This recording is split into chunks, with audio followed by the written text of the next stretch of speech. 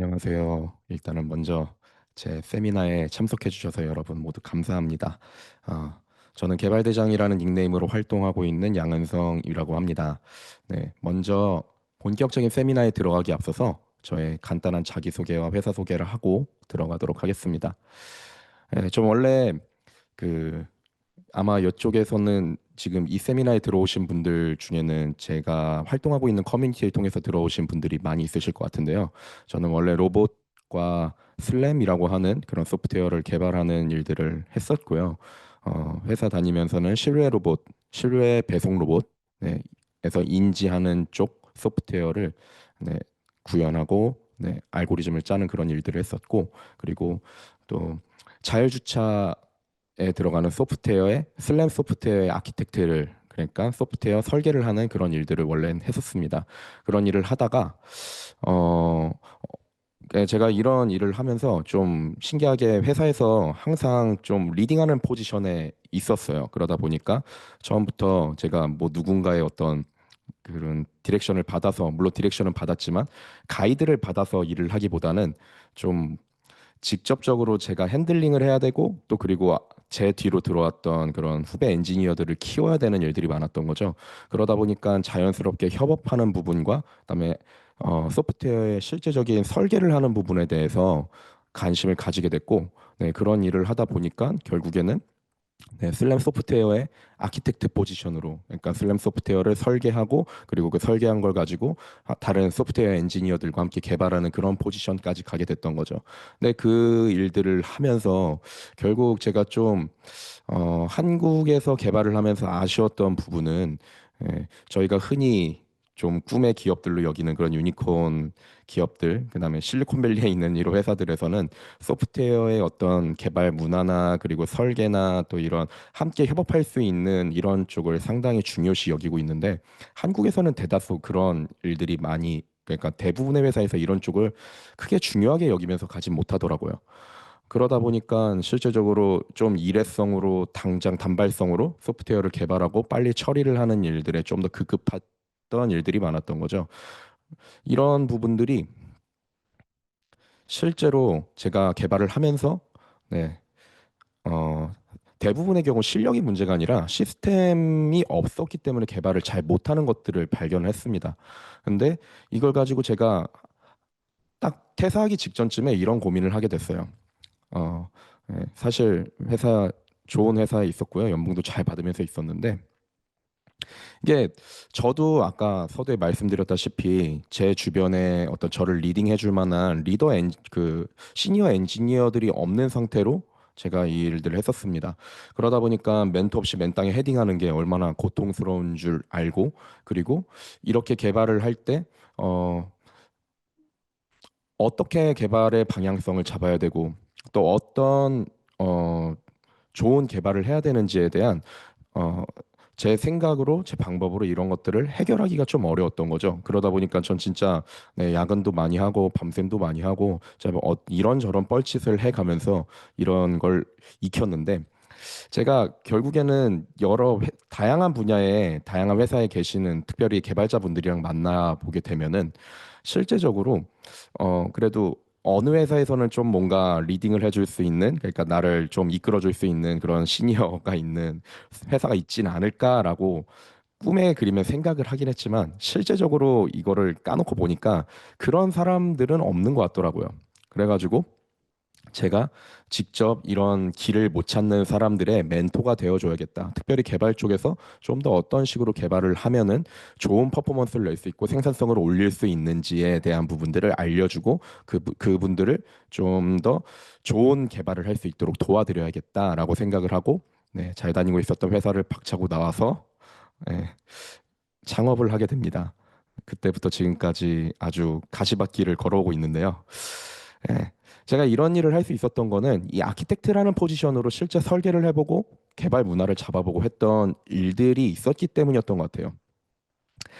그리고 오늘 여러분들이랑 함께 나눌 이 세미나도 사실은 제가 이 아키텍처링을 했던, 실제적으로 설계를 하고 그리고 어떻게 하면 효율적으로 개발을 할 수 있는지에 대한 부분을 고민하면서 나왔던 여러 가지 내용들이 녹아 있기, 제가 그런 내용들을 가지고 있고 또 그리고 그런 것들을 실제 적용을 해봤기 때문에 여러분들에게 이런 세미나를 제공해 드릴 수 있다고 생각합니다.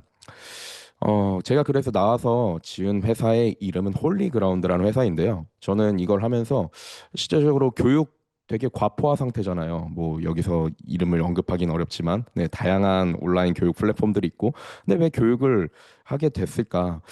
제가 생각했을 때 지금 많은 교육 플랫폼들이 있고 그리고 그런 교육 방법론들이 있지만 실제적으로 저도 이제 저는 C++ 개발을 하다가 이쪽으로 넘어오게 되다 보니까 실제 교육 플랫폼을 만들려면은 웹 개발을 해가지고 뭐 웹을 만들던 앱을 만들던 해야 되잖아요. 근데 이게 완전 다른 영역이다 보니까 저도 아무것도 알지 못하는 상태에서 좀 이런저런 동영상 강의들을 찾아서 듣고, 네, 우리가 되게 아마 많이 보실 텐데 여기서 이게 오픈돼 있는 거라 직접 이름을 언급하기 좀 그러네요. 네, 이런 강의들을 들으면서 네, 웹 개발을 했었는데 실제적으로 이걸 하다 보니까 이 내용을 가지고 무언가 따라했을 때 만들어지긴 하는데 그거를 제가 실제 개발해야 되는 걸로 옮기기에는 좀 어려움들이 있었던 것 같아요. 저는 이 문제에 대해서 이런 부분이 문제가 있었다고 생각하는데 대부분의 경우 why를 가르쳐 주지 않고 how를 가르쳐 주는 거예요. 그래서 이걸 이렇게 뭘 만들려면 뭐 예를 들면 웹에서 로그인 시스템을 만들려면 이렇게 따라하세요. 복사 붙여넣기만 하면 되고 근데 이런 상태에서 조건이 바뀌고 상황이 바뀌면은 이것을 응용하기는 좀 어려운 교육 컨텐츠들이 많은 거죠.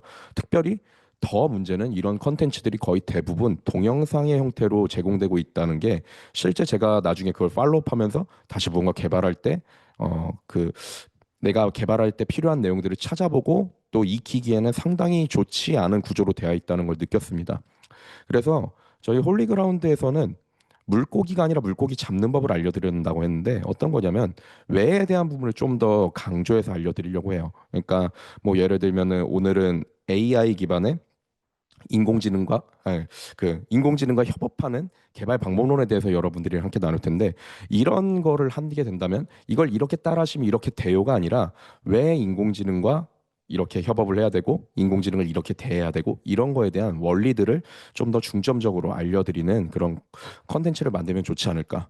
그리고 이렇게 되면은 여러분들이 이걸 체화했을 때 실제적으로 여러분들이 있는 필드에 이 내용을 적용하는 게 가능한 거죠. 그리고 이걸 어떻게 전달을 해야 될까를 고민을 하다가 동영상이 아니라 글자로 된 컨텐츠 형태로 전달을 하기로 결정을 했습니다. 동영상 컨텐츠 같은 경우는 한번 보고 나면은 이전의 것들을 다시 인덱싱해서 보기가 어려워요.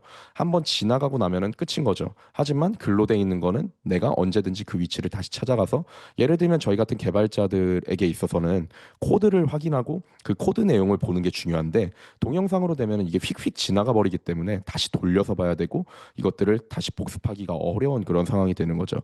그래서 저희 홀리그라운드는 기존의 교육 방식에 대한 문제점들을 좀 고민을 하다가 실제적으로 어떤 형태로 컨텐츠를 전달할 수 있는지를 고민하고 그리고 어떻게 하면은 여러분들이 학습을 해서 이거를 이해할 수 있는지에 대한 부분을 고민하면서 지금까지 빌드업을 해왔습니다.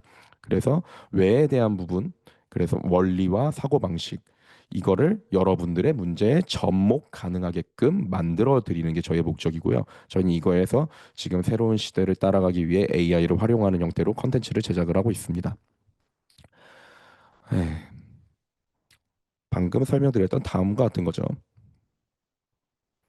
이 네, 이 문서에 대한 부분은 여러분들께 전달 드릴 예정이니까 여러분들이 다시 한번 읽어보시면 좋을 것 같아요.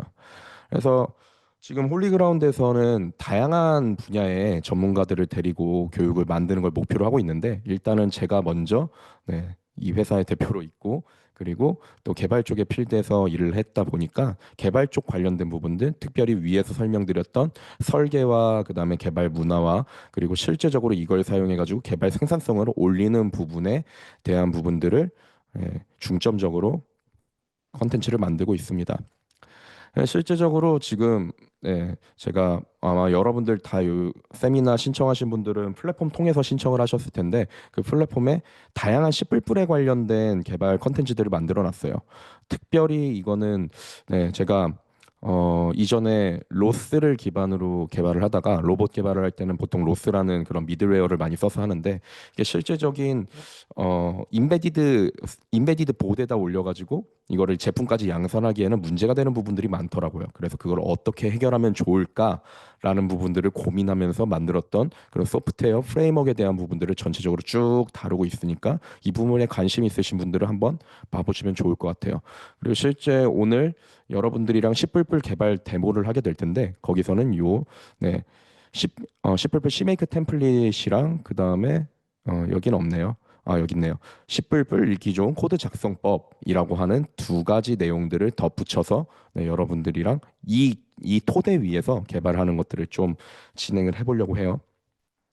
네, 네, 지금까지 서론이었고요. 네, 여러분들과 함께 오늘은 제가 위에서 AI를 사용을 해서 AI를 활용해서 교육 컨텐츠를 만들고 교육을 진행하고 있다고 했는데 그러다 보니까 실제적으로 저는 AI를 지금 어마어마하게 쓰고 있습니다. 아마 어, 네, C++ 개발자 출신 기준으로 봤을 때는 어, 상당히 많은 양의 AI를 사용하고 있는 것 같은데요.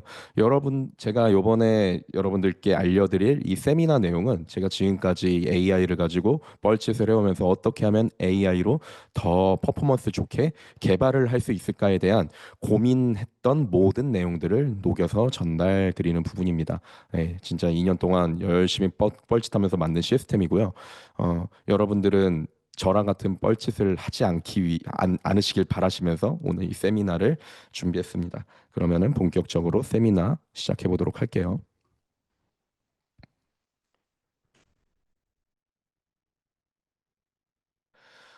네, 먼저는 파트 1 AI 개발론 개요입니다. 여기서 바이브 코딩 해보신 분들이 아마 요즘은 많이 계시겠죠? 바이브 코딩을 하다 보면은 가장 문제가 되는 부분이 나는 분명히 같은 내용을 넣은 것 같은데 얘가 결과로 주는 건 항상 다르다는 거예요. 뭐 이런 시나리오를 봅시다. 월요일 날은 C++ 로고 클래스를 만드는 내용을 가지고 바이브 코딩을 진행을 했어요. 그리고 처음에 얘한테 컨텍스트로 나는 이런 형태의 뭐 그런 코딩 스타일 가이드를 만족시킬 거고 뭐 이런 내용들을 만족시킬 거야 하고 넣어줬죠. 그래서 처음에는 뭐 타입도 스네이크 케이스로 잘 나오고 이런 넣어줬던 그런 내용들을 잘 만족하는 코드가 나왔는데 네, 다음날 가서 다른 걸 만들려고 하니까 마음대로 바뀌는 거예요.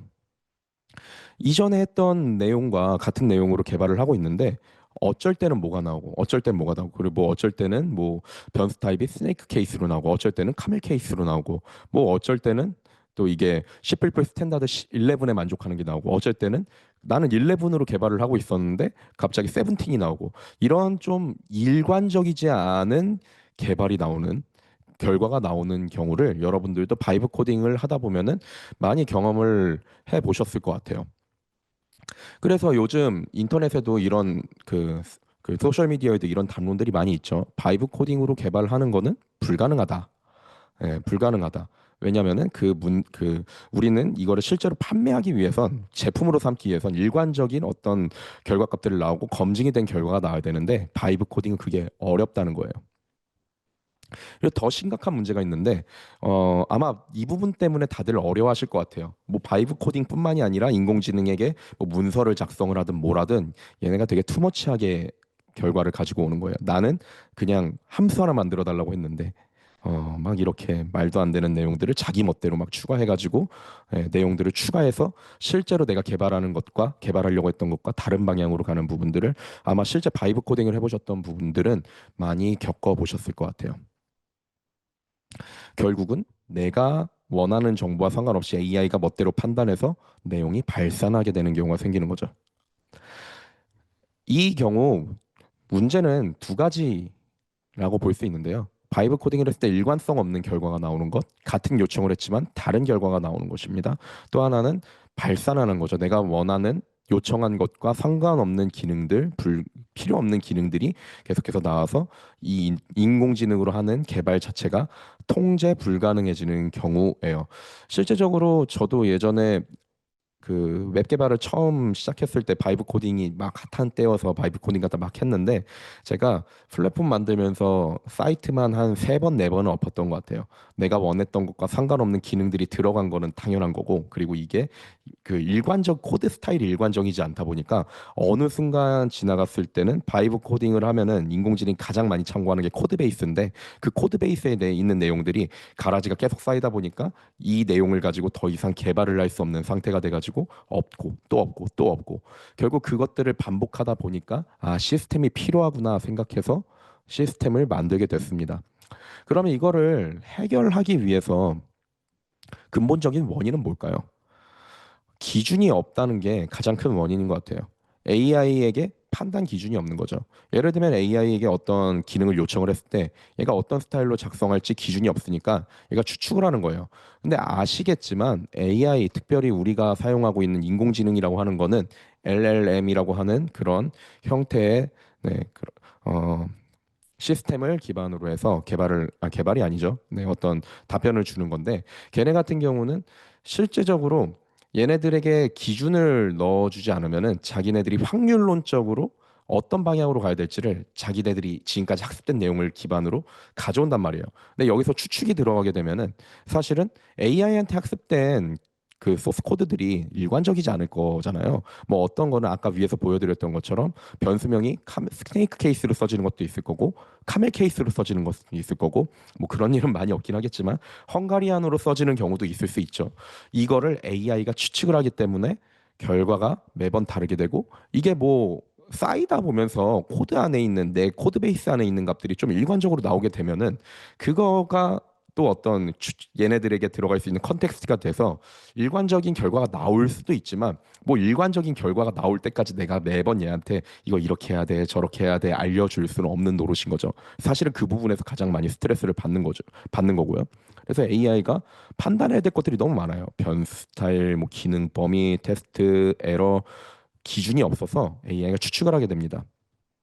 이걸 해결하기 위해서 제가 오늘 개요에서 소프트웨어 아키텍트에 대한 부분을, 아키텍트로서 일했던 부분에 대해서 말씀을 드렸는데, 아키텍트가 하는 일은 사실은 가장 중요한 건 기준이에요. 코딩 가이드라인을 만들고, 그리고 그 가이드라인 상에서 각 모듈들을 설계를 하고, 그 설계된 모듈을 기반으로 전체적인 소프트웨어가 하나의 소프트웨어로 돌아갈 수 있게 한 명 한 명 같이 일하는 엔지니어들에게 가이드를 하면서 코드 베이스를 계속해서 유지 보수 가능한 형태로 만들어가는 게 아키텍트의 가장 중요한 덕목 중에 하나입니다. 그러면은 그 일을 하기 위해선 아키텍트로서 가져야 되는 거는 명확한 기준이에요. 이게 인공지능과 만났을 때 아주 강한 힘이 될 수 있는 거죠. 실제적으로 제가 일할 때, 그리고 제가 전에 같이 협업했던 엔지니어들과 일할 때는 작업을 시작하기 전에 기준에 대한 부분들, 문서가 있겠죠. 문서를 정리를 해주면은 그 문서를 기반으로 해가지고 우리가 만들어야 되는 어떤 뭐 클래스가 됐건 기능이 됐던 요구사항을 만듭니다. 그 요구사항을 기준으로 개발할 수 있게 설계를 해서 그 설계 문서를 넘겨드리면은 그 개발자들은 여기 있는 기준들, 코딩 스타일, 프로젝트 구조, 품질 이런 것들을 기반으로 해서 이게 코드 그 만들어야 될 기능이 코드 베이스에 들어갈 수 있도록 개발을 하는 거고요. 그렇게 됐을 때 우리가 유지 보수 가능한 일관적인 결과가 나왔던 게 제가 이전에 실제 개발을 하던 방법이었는데요. 이런 거죠. 뭐 코딩 스타일은 구글 스타일 가이드를 따를 거다. 빌드 시스템은 CMake를 사용할 거고 CMake에서 어떤 구조를 사용할 거다. 테스트는 뭐 구글 테스트를 사용할 거고 코드 테스트 커버리지는 어느 정도 될 거다. 뭐 품질 기준은 뭐 린트, 그다음에 린트에서 워닝 에러 없는 뭐 이런 기준들을 가지고 있습니다. 이런 것들을 가지고 개발을 하게 되면은, 예, 실제적으로 저희가 실제 개발할 때도 AI를 쓰지 않는다고 하더라도 훨씬 퍼포먼스 있는 개발을 할 수 있는 거죠. 그런 기준으로 봤을 때 AI에게 이 기준을 넣어주게 되면은 이게 해결책이 되는 거예요. 그래서 실제적인 해결책은 명확한 기준을 제공해 주는 겁니다.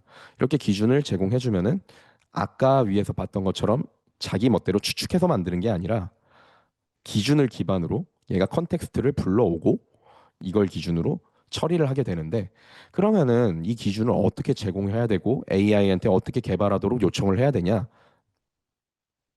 여기서 실제적으로 시스템이 필요하게 되는 거죠. 뭐 우리가 기준 세워놨어. 좋아. 구글 스타일 가이드 만들고 뭐 구글 테스트도 할 거고 이렇게 만들어 놨는데 우리는 일반적으로 AI를 사용할 때 대화형으로 사용하잖아요.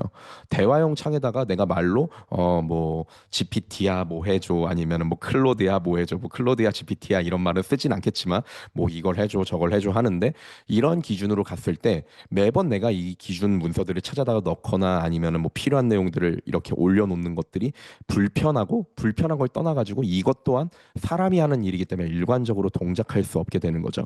그러면은 이걸 해결하기 위해 필요한 게 무엇이냐? 바로 여기서 시스템이 나오는 겁니다. 그래서 제가 AI 협업 시스템이라고 이번 세미나 이름을 정했던 거예요. 시스템은 기준을 자동으로 제공하는 장치라고 보시면 돼요. 개발자가 요청하면 시스템이 필요한 기준을 자동으로 주입해주고 AI인 그걸 기반으로 작업을 해주고 결과를 얻을 수 있는 거죠.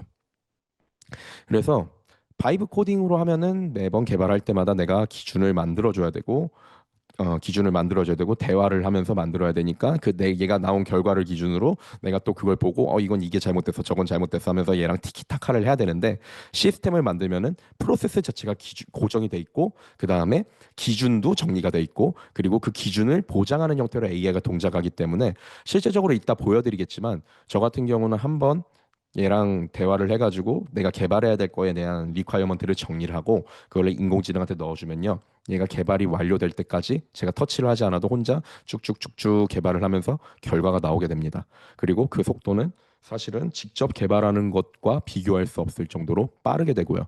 그렇기 때문에 저는 요즘 많이 느껴요. 이제는 AI를 써서 개발을 하냐 하지 않냐, 뭐 AI 개발이 잘 되냐 안 되냐 이거는 지나간 얘기고요. AI는 무조건 써야 되는 건데 AI를 어떻게 잘 쓸 수 있느냐에 대한 부분을 고민할 때가 온 것 같아요. 그래서 실제적인 바이브 코딩, 우리가 흔히 말하는 AI 기반의 코딩이라고 하는 것들은 이런 문제점들이 있죠. 하지만 여기다 시스템을 적용하게 되면은 이러한 것들이 해결이 되는 그런 결과를 얻을 수 있습니다. 저는 여기다 한 가지 더 덧붙여서 시스템 위에다가 프로세스에 대한 부분들을 적용을 했는데요. 실제적으로 이거는 어, 좀 협업을 많이 해보고 그다음에 시스템 안에서 그리고 어느 정도 규모가 있는 그런 조직 안에서 개발을 해보신 분들은 이런 식으로 개발을 많이 하실 것 같아요. 저는 이거를 제가 지금까지 아키텍트로서 개발해오면서 했던 내용들을 이 AI 시스템에 녹인 거예요. 먼저는 제가 만들어야 되는 기능에 대해서 요구사항을 정의하고요. 설계를 합니다. 그리고 구현을 하고 이 구현을 함과 동시에 사실 테스트랑 뭐 린터 여러 가지 그런 검증 틀들이 돌아가서 검증을 하면서 구현을 하는 거죠. 이게 끝나면은 배포를 하게 되는 거예요. 실제적으로 AI랑 함께 개발을 하기 위해서는 여기 한 가지가 더 들어가야 되는데 그건 뭐냐면은 인간도 물론 이게 필요하긴 하지만 인간은 여기까지는 잘 하진 않아요. 뭐냐면 설계를 기준으로 구현하기 위한 태스크를 뽑아내야 됩니다. 어떤 태스크, 어떤 순서로 어떤 작업을 해야 되는지에 대한 내용들이 더 들어가야 돼요. 그 부분은 뒤에서 좀 더 자세히 살펴볼게요. 그래서 각 단계에서는 요구사항은 목표 요구 요구사항을 문서하는 거고요. 이거는 실제적으로 이 내용이 나오면 설계는 이거를 아키텍처로서 정의를 하는 거죠. 그리고 인터페이스를 명세하는 거고요. 그다음에 얘가 어떤 의존성을 기준으로 개발이 돼야 될지에 대한 것들을 설계하는 겁니다. 그럼 실제로 구현을 하게 되면은 코딩 스타일을 만족해야 되고요. 테스트를 만족해야 되고요. 이것 또한 뭐 C++ 기준으로 봤을 땐 독시전 같은 그런 툴들을 사용해서 문서화를 해야 되는 거죠.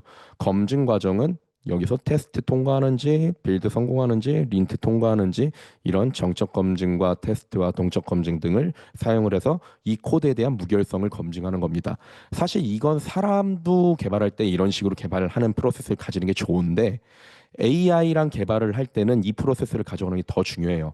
왜냐면은 아마 AI 가지고 개발하셨던 분들은 많이 공감하실 거예요.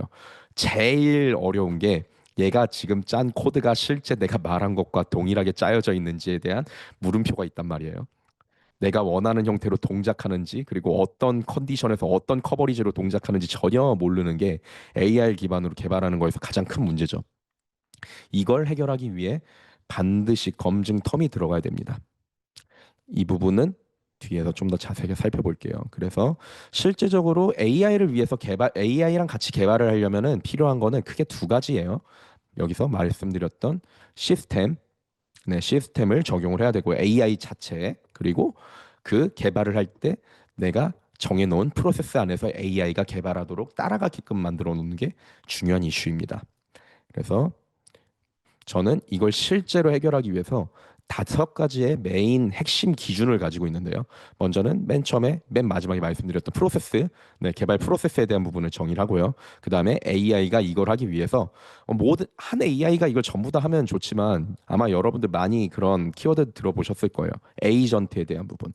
각 영역 개발을 한다라고 하는 게 실제로는 예전엔 내가 다 개발을 했던 혼자 개발했던 부분이라 나라는 사람 안에서 그것들이 다 처리가 됐지만 실제 AI를 가지고 개발할 때는 얘네들이 어떤 파트에서는 어떤 전문성을 가지고 가는지 알려주는 게 훨씬 더 개발해서 그리고 결과물에서 퍼포먼스가 좋은 거죠. 이 에이전트, 저는 이걸 존재라고 정의를 했는데 이 역할에 대한 기준을 잡아주는 겁니다.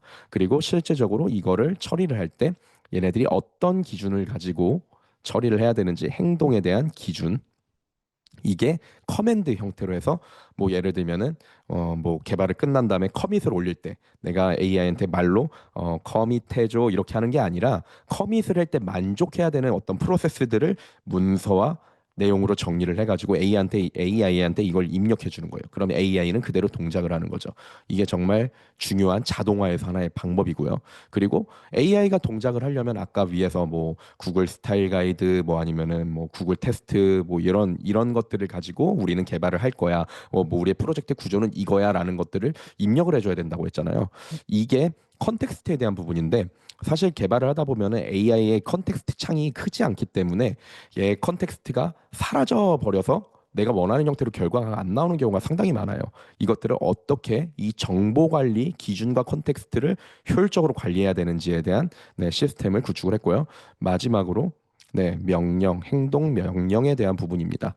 네, 이것들을 여러분들과 지금 여기까지 전체적인 오버뷰를 봤고요. 실제적으로 어떻게 처리를 해야 되는지 네, 한번 직접적으로 들어가 보려고 해요. 그래서 제가 오늘 여러분들께 알려드릴 내용은 네, 방금 위에서 말씀드렸던 5가지 핵심 영역의 원리에 대한 부분을 좀 더 디테일하게 알려드릴 거고요. 그리고 이걸 기반으로 제가 실제 돌아가게 만들어 놓은 시스템이 있습니다. 이 시스템은 클로드 코드를 기반으로 돌아가긴 하는데 실제적으로 여러분들이 적용하려면은 뭐 쓰시는 거에 적용하시면 돼요. 코덱스도 가능하고요. 그리고 뭐 윈드서프나 커서 전부 다 가능합니다. 요즘은 기본적인 시스템 자체의 틀은 크게 다르지 않기 때문에 여러분들이 원하시는 시스템에 적용 가능한 네, 제가 그 시스템을 가지고 실제로 이걸 적용하면 어떻게 결과가 나오는지를 좀 보여드리려고 해요. 이거는 여러분들이랑 함께 라이브 데모로 보여드릴 건데 제가 좀 리퀘어먼트를 오늘 짤 코드에 대한 리퀘어먼트를 몇 개 정리를 해왔어요. 그게 제 시스템 안에서는 어떻게 동작을 하는지 그 결과는 어떻게 나오는지 제가 여러분께 말씀드렸던 게 거짓말인지 진짜인지 한번 좀 같이 검증해보는 시간을 가지려고 합니다. 그리고 이거를 실제적으로 어떻게 적용 가능한지에 대한 부분까지 오늘 여러분들과 이 세미나에서 함께 나눠가려고 합니다. 그래서 여러분들이 이 세미나가 끝나면은 AI 시스템 설계에 대한 능력을 얻어가실 수 있어요. 아마 제가 뭐 디테일한 부분은 알려드리지 않겠지만 디테일한 거를 보실 수 있는 시드를 구매하셔도 되고요. 아니면 제가 알려드린 걸 기준으로 여러분들이 실제로 시행착오를 겪으면서 자신만의 시스템을 만들어 보는 것도 가능할 거라 생각합니다. 그리고 이 시스템을 기반으로 했을 때 AI 기반의 개발이 일관된 결과물들을 얻으실 수 있게 될 거예요. 그리고 이 내용들을 독립적으로 실행 가능할 것입니다. 이게 결국 프로세스 기반 개발이 되는 거죠. 이 부분에 대해서 이 처리를 하게 되면 생산성이 향상이 될 거고요. 품질이 보장이 될 거고요. 실제적으로 이거는 좀 오프 더 레코드는 아니죠. 제가 만든 그리고 제 컨텐츠에 올라가 있는 제가 그 저희 플랫폼에 올리는 컨텐츠는 그냥 단순하게 교육 컨텐츠가 아니라 결과물을 기반으로 만들어진 소스 코드를 기반으로 그걸 만들 수 있게 도와드리는 컨텐츠거든요. 그 만들어진 소스 코드가 전부 AI로 만들어진 거예요. 근데 제가 여러분들께 이거를 팔 수 있는 건 제가 이걸 전에 개발을 해봤고요. 그리고 개발을 해본 것 기반으로 저는 어떻게 만들어야 실제 프로덕션 레벨에서 돌아갈 수 있는 퀄리티의 코드인지 알고 있고, 그리고 이렇게 된 기준이 있기 때문에 그리고 또 이 코드가 전부 다 테스트와 린트와 뭐 여러 가지 검증 툴을 가지고 검증된 코드이기 때문에 여러분들에게 이걸 판매를 할 수 있는 거죠. 그리고 이게 만들어지는데 뭐 예를 들면은 제가 스레드 시스템을 하나 만들어서 올려놨는데 그거 제가 전에 회사에서 개발할 때는 풀데이로 잡아서 다 아는 상태에서 한 2주 정도 걸렸던 개발이었거든요. 지금은 설계하고 딸깍하면은 3시간이면 만듭니다. 여러분들에게도 이 극단적인 AI를 통한 생산성의 향상을 여러분들께 전달드리고 싶어서 이번에 이 세미나를 준비하게 됐어요. 그러면은 본격적으로 5가지 핵심 영역에 대한 부분들을 함께 좀 살펴보도록 하겠습니다. 네. 파트 1에서 보셨죠? AI가 일관되지 않고 발산하는 건 작업 기준이 없기 때문이에요. 그러면은 이걸 어떻게 처리해야 되냐? 시스템을 만들면 됐다고 했죠? 그러면은 제가 만든 시스템에서 가지고 있는 원리들에 대해서 같이 볼게요. 이거 앞에서 봤던 거고요. 먼저 첫 번째 워크플로우부터 보겠습니다. 이 워크플로우 그러니까 이 순서 프로세스에 대한 기준이 없으면은 어떤 문제가 생기냐면은 이게 복잡도가 늘어요. 내가 생각해야 되는 게 많아지는 거예요. 순서가 있으면은 그냥 그 순서를 따라서 개발을 하면 되는데 순서가 없으면은 내가 뭐 예를 들면 이런 거예요. AI한테 로그 파서 만들어줘 하면은 얘가 뭐부터 할까 하면서 추측을 하는 거죠. 그러면서 뭐 코드부터 테스트부터 문서부터 이게 실제적으로 제일 중요한 거는 이게 AI랑 개발을 할 때는 정확하게 정리된 기준 문서가 있어야 되거든요. 근데 AI한테 그냥 말로 이거 만들자 하면은 얘는 문서를 작성하거나 기준을 정하지 않아요. 그냥 자기가 생각하는 대로 멋대로 만들기 시작합니다. 그러면은 이 결과는 매번 순서만 달라질 뿐만이 아니라 매번 퀄리티도 다른 그런 결과가 나오게 되겠죠.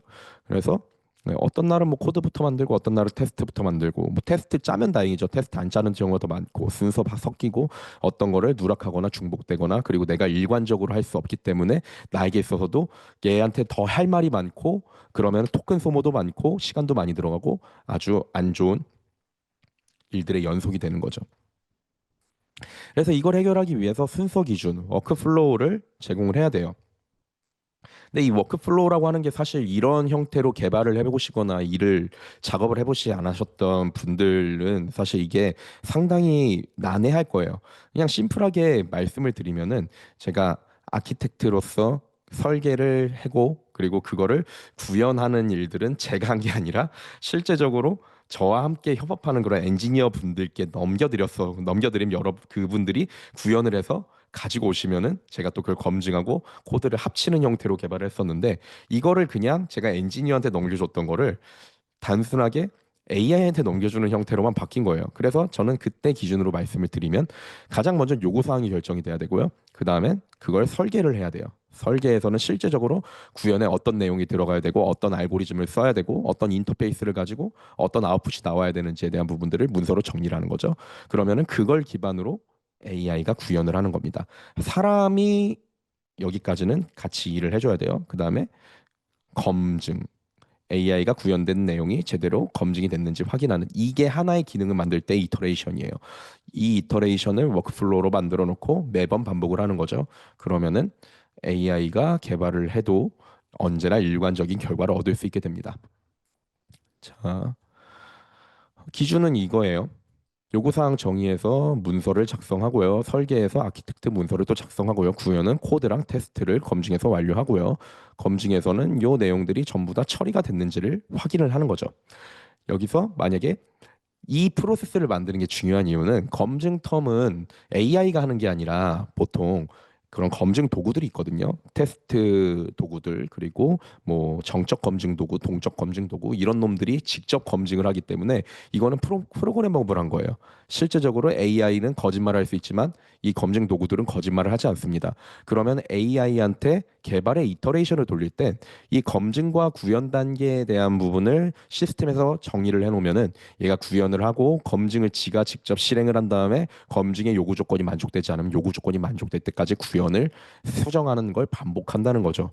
이런 식으로 처리를 하게 되면 여러분들이 아마 그랬을 거예요. 이 구현을 뭐 요구사항 리퀘어먼트랑 설계에 대한 부분이 있으셨던 없으셨던 구현을 인공지능으로 하면은 직접 해보셨을 텐데 검증이 없었기 때문에 얘 구현한 내용을 내가 코드를 라인 바이 라인으로 보면서 이게 잘못됐고 저게 잘못됐고 말로 넣으면 야 이거 잘못됐잖아 저거 잘못됐잖아 하면서 요거 수정하면 또 어디서 다른 게 터지고 이런 일들의 반복이셨을 텐데 여러분들이 이 시스템을 워크플로우화 시켜가지고 적용을 하시면은 구현과 검증을 얘가 알아서 직접 하고 처리를 하기 때문에 혼자서 이터레이션 돌면서 개발을 한다는 거죠. 네. 예시가 시간이 없기 때문에 좀 넘어갈게요. 일단 이 타임 스탬프 유틸리티는 같이 만들어 볼 겁니다. 뭐 그런 거예요. 만들어 달라고 했는데 테스트 없고 설계 문서 없고 AI한테 또 넣어 달라고 하면은 뭐 이걸 반복하고 하지만 실제적으로 이 기준을 적용하면은 요구 사항 넣고 설계 문서 나오고 그다음에 구현 테스트 자동 작성까지 해가지고 결과까지 확인을 할 수 있다라는 거죠. 이거는 시스템 레벨에서 제약이 돼 있기 때문에 AI가 이걸 뛰어넘어서 하는 것들이 불가능해집니다.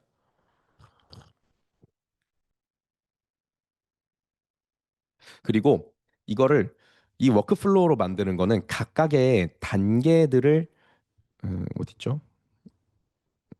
여기 있네요. 각각의 단계들이 독립적인 거예요. 그러니까 요구사항은 요구사항이고요. 설계는 설계고 그러니까 뭐 예를 들면 하나의 내용으로 요구사항 만들고 설계하고 구현하고 검증까지 쭉 하는 게 아니라 요구사항 한 다음에 끝나고 설계한 다음에 끝나고 구현한 다음에 끝나고 검증한 다음에 끝나고 이것들을 각각 독립적으로 반복을 하는 건데 이렇게 하게 되면은 뭐가 좋냐면 만약에 요구사항 정의를 한 다음에 설계를 돌렸는데 설계가 좀 마음에 안 들어요. 그러면은 설계에 대한 부분만 다시 재실행해서 처리를 할 수 있는 거죠. 이런 식으로 워크플로우를 만들 땐 앞뒤 것들에 종속되지 않게 독립적으로 만드는 게 중요합니다. 이 독립성이 사실은 여기 있는 얘네들 전부에 적용이 되는데 왜 적용이 돼야 되는지 같이 살펴보도록 할게요. 다음 파트 존재에 대한 부분입니다.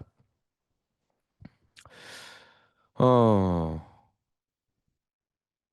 존재는 여러분들이 그 실제적으로 우리가 내가 실제 개발을 할 때는 나라는 존재 자체가 한 명의 객체로서 문서도 작성하고 뭐 설계도 하고 문서도 작성하고 테스트 코드도 짜고 실제 구현도 하고 검증도 하고 이거를 뭐 코드도 올리고 하지만 AI한테는 그렇게 나라는 존재 하나로서 전부 다 처리하는 것보다는 얘를 나눠 가지고 각각의 전문 영역을 만들어 주는 게 좋아요. 그래야지 AI는 사실은 이거는 좀 약간의 팁인데요. 사람들이 많은 부분에서 착각하는 게 AI한테 많은 컨텍스트가 들어가면 더 동작을 잘할 거라고 생각하거든요. 하지만 실제적으로 반대예요. AI한테 컨텍스트가 조금 들어가야 됩니다. 그러니까 얘한테 들어가는 명령어 자체가 정확하고 디테일해야 되지만 추가적인 내용이 들어가면 안 돼요. 추가적인 내용이 들어가면 여기서부터 혼란이 오는 거거든요. 그렇기 때문에 얘한테 모든 거를 다 잘하는 제너럴한 걸 요청하는 게 아니라 얘를 어떤 특정 분야에서 잘하는 걸로 설정을 해놓고 그리고 그걸 기반으로 처리를 하게 되면은 훨씬 더 좋은 결과가 나오는 거죠. 그게 지금에서 우리가 얘기하고 있는 에이전트라고 하는 거고요. 저는 이거를 역할이라는 형태로 에이전트를 어떻게 만들어야 되는지를 좀 고민하면서 검증을 해봤습니다. 이렇게 AI한테 무언가를 할 때 너가 어떤 놈이다라는 걸 정해주지 않으면은 얘가 뭘 해야 되는지 정확하지 않기 때문에 발산을 하게 되는 거죠. 에이전트를 만들어서 범위의 기준을 정해주면은 얘가 하는 거는 정리가 되는 거예요. 예를 들면은 처음에 기준이 만들어졌을 때 구현하는 애는 구현만 하는 거고요. 뭐 도안, 그다음에 테스트, 뭐 여기에 더 들어가면은 뭐 설계 이런 각각 전문가들이 있을 수 있겠죠. 그 전문가들이 요구에 만족해야 되는 부분을 문자로 만들어서 에이전트의 컨텍스트로 집어넣어 주는 겁니다. 그러면 그 에이전트는 그 상황에서 그 내용을 가지고 자신이 어떤 일을 해야 되고 어떤 기준을 가지고 판단해야 되는지 더욱더 명확해지는 거예요. 그냥 러프하게 넌 C++ 엔지니어야 이러면은 C++ 엔지니어로서 해야 되는 것들이 되게 모호하고 추상적이지만 넌 C++의 구현 전문가야라고 했을 때는 완전 다른 결과가 나오는 게 놀랍지만 이게 AI가 동작하는 원리 중에 하나입니다. 그러면은 이 기준에서는 얘가 뭘 해야 되고 뭘 하지 말아야 되는지가 들어가야 되는 거죠. 자,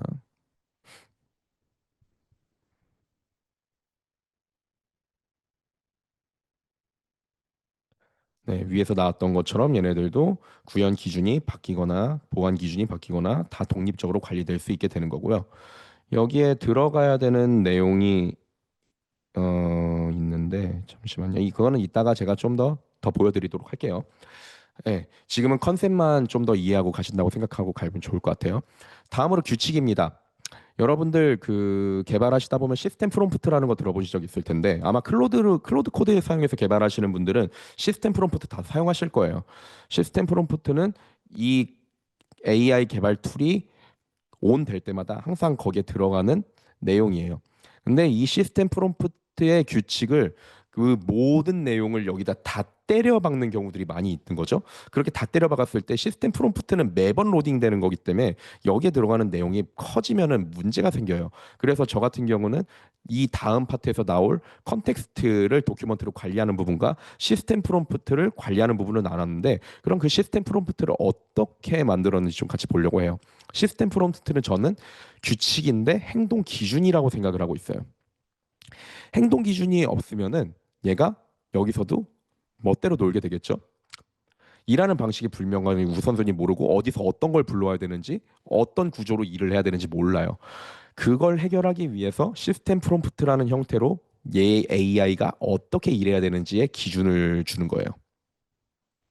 저 같은 경우는 실제 뒤에서 좀 보여드리긴 하겠지만 몇 가지 얘한테 핵심 원칙들을 줬어요. 뭐 예를 들면 AI가 개발을 하다가 내가 무언가를 요청을 했는데 이해가 안 됐으면은 나한테 먼저 질문해서 확인해라. 그리고 실행할 때는 설계 먼저 하고 코드는 나중에 해라. 뭐 그리고 품질은 뭐 전 리더블 코드라는 컨셉을 가지고 있으니까 리더블 코드를 기준으로 개발을 해라. 이런 형태의 내용들을 원리들, 행동, 동작 원리들을 얘한테 넣어주면은 여기에는 구체적인 컨텍스트가 들어가는 게 아니에요. 러프하게 AI가 어떤 컨셉을 가지고 개발해야 되는지가 여기에 들어가게 되는 거고요. 그럼 이 시스템 프롬프트를 기반으로 뒤에서 살펴볼 컨텍스트에서 그 필요한 내용들을 직접 불러와서 처리를 하게 되는 거죠. 자, 이런 기준들이 들어가는 거예요. 이해해라, 불명확하면 먼저 질문해라, 문서를 먼저 확인해라, 가정하지 말고 검증해라. 실행 원칙은 설계를 먼저 하고 코드는 나중에 작성하라. 테스트는 항상 작성해라. 그다음에 변경을 최소한으로 해라. 품질은 읽기 좋은 코드를 우선적으로 해라. 명시적인 걸 암시적인 것들보다 우선시해라. 검증 후 완료한 걸 선언해라. 이런 형태의 행동 기준들을 시스템 프롬프트에 넣는 겁니다. 시스템 프롬프트는 뭐 문서를 넣는 게 아니에요. 구글 스타일 가이드를 여기다 넣으면은 구글 스타일 가이드 다 집어넣으면은 한 1,500줄 되거든요. 시스템 프롬프트 그만큼 들어가면 우리는 항상 그 컨텍스트를 낭비하는 거예요. 그래서 여러분들 AI로 개발할 때 AI가 각자 처리해야 되는 레이어들을 잘 나누는 게 되게 중요한데 뭐 요 부분을 제가 설명드리는 부분을 여러분들이 바꿔서 사용하셔도 좋지만 이거 제가 진짜 여러 번 뻘짓하면서 만들었던 어떤 그런 구조들이거든요. 요걸 기준으로 한번 일단은 좀 이해하시고 진행해 보세요. 네, 그래서 뭐 행동 기준 없이 개발하면은 뭐 요렇게 된다. 이건 네, 쭉 넘어가겠습니다. 이게 중요한 건데 저 같은 경우는 기준 문서, 그러니까 시스템 프롬프트는 두 가지 영역으로 나눴어요. 제가 보편적으로 모든 AI한테 주고 싶은 거는 루트, 클로드 코드 기준으로 보면은 그 홈 폴더에 닷 클로드 폴더 안에 보면은 거기에 클로드의 옵션들을 관리하고 있는 그런 폴더가 있거든요. 저는 이걸 GitHub으로 관리하면서 모든 PC에 동일한 내용들을 가지고 개발할 수 있게 만들어 놨는데 얘는 보편적인 기준이에요. 제가 어디에서 뭐 개발을 하던 아니 문서 작업을 하던 뭘 하던 클로드 코드를 가지고 작업을 하면은 무조건 이걸 만족해야 되는 그 보편 기준에 대한 것들을 정리를 해놓은 거고요. 그리고 프로젝트 기준은 프로젝트마다 조금씩 다를 수 있잖아요. 뭐 예를 들면 내가 C++ 개발을 할 때는 이런 형태로 개발을 해야 되고 그리고 내가 뭐 저 웹 개발도 하고 있어요. 웹 개발할 땐 이런 형태로 개발을 해야 되고 얘네들에 대한 모든 동작에 읽혀져야 되는 건 맞지만 프로젝트마다 좀 다른 내용들이 들어가는 부분은 프로젝트 기준으로 나눠서 전 하이라키를 보편 기준이 가장 아래 있고 프로젝트 기준이 위에 있는 이 시스템 구조로 가게 되면은 클로드 코드 기준으로 봤을 때는 이 루트에 있는 거에 오버라이딩해서 프로젝트 기준이 들어가게 되거든요. 그러면은 프로젝트 A라는 프로젝트에서 가지고 있는 프로젝트 문서와 보편 기준 문서가 둘 다 시스템 프롬프트로 들어가서 AI가 동작할 때 이걸 만족하게 됩니다.